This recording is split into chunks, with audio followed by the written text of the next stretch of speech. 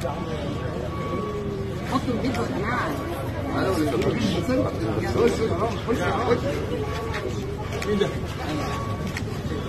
انا كسبت. السلام عليكم ورحمة الله وبركاته. شاهد الفنانة الكوميدية ياسمين عبد العزيز أثناء احتفالهم بتقطيع تورتة بداية تصوير مسلسلها الجديد ضرب نار مع زوجها الفنان أحمد العوضي والمخرج مصطفى فكري والمنتج محمود كمال. احنا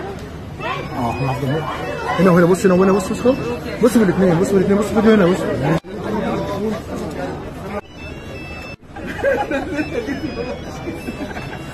بدأ الثنائي أحمد العوضي وياسمين عبد العزيز تصوير أولى مشاهد مسلسل ضرب نار الذي من المقرر عرضه في السباق الرمضاني 2023.